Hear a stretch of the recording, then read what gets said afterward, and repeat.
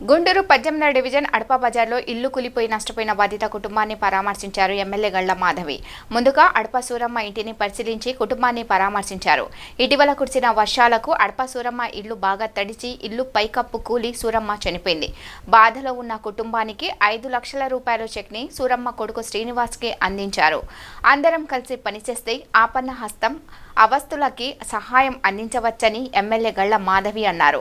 అందరం మీ కుటుంబానికి అండగా ఉన్నామని ఆ కుటుంబానికి భరోసా ఇచ్చారు. అదేవిధంగా విజయవాడ వరద ముంపునకు గురైన ప్రాంతాన్ని 10 రోజుల్లోనే చంద్రబాబు కృషి వల్ల బ్యాక్ టు నార్మల్కి తీసుకొచ్చారని అన్నారు. కూటమి ప్రభుత్వంలో ఎమ్మెల్యేగా పనిచేయడం ఆనందంగా ఉందని అన్నారు. ఈ కార్యక్రమంలో MRO K Venkateswararao, RI Gopi, Allari Hari, కూటమి ప్రభుత్వ నాయకులు, కార్యకర్తలు, అభిమానులు పాల్గొన్నారు.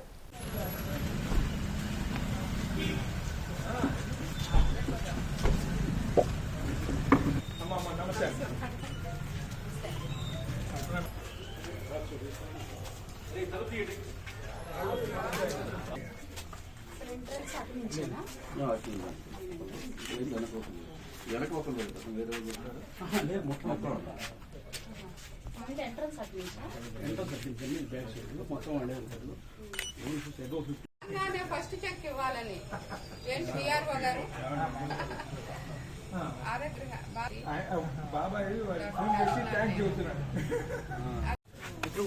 కొంచెం పక్కకు రండి.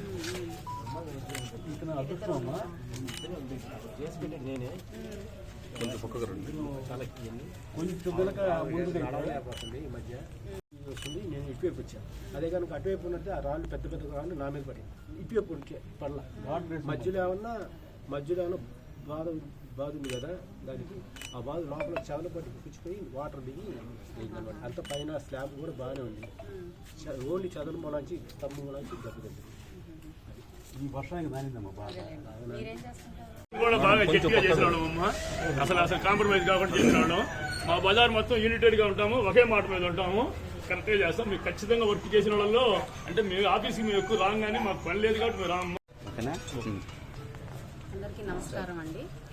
మొన్న వరదల్లో కొన్ని ఇళ్ళు చాలా పాడైపోయిన మనం చూసాము. అయితే అదేవిధంగా ఇక్కడ అడప బజార్లో అడప సూరమ్మ గారు ఇల్లు కప్పు కూలిపోయి దురదృష్టవశాత్తు చనిపోవడం జరిగింది.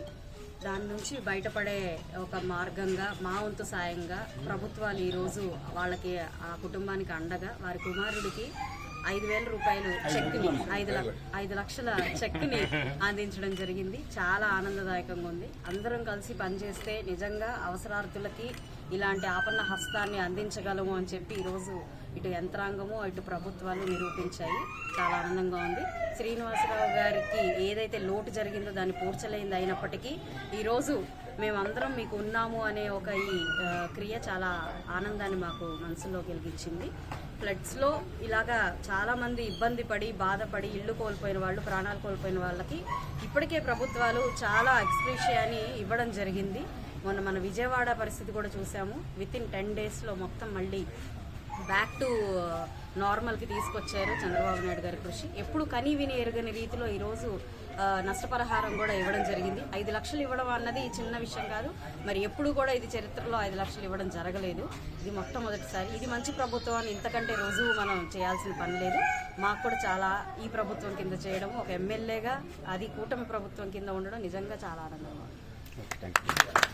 ఆయన అడప సూరమ్మ గారు చనిపోయిన తర్వాత ఆ చనిపోయిన మరణం దురదృష్టమైనప్పటికీ దానికి ఎమ్మెల్యే గారికి ఫోన్ చేసినమ్మంటే ఆమె స్పందించి, ఎలా అంటే ఆ రోజున ఇన్ఛార్జ్ మినిస్టర్ గారు ఊళ్ళో ఉన్నప్పటికీ ఆమె స్పందించి ఎమ్మటే ఆఫీసర్ని, పోలీసు వాళ్ళని, డాక్టర్ని అలర్ట్ చేసి దీన్ని పర్యవేక్షించి ఇంత త్వరగా నష్టపరిహారం చెల్లించేందుకు పనిచేసే ప్రభుత్వంలో మనసుతో పనిచేసే కష్టపడే ఎమ్మెల్యే మాకు దొరికినందుకు మాకు ఆమెని అభినందించడం అనేది ఈ టైం కాకపోయినా ఆమెకు రుణపడి ఉంటాం.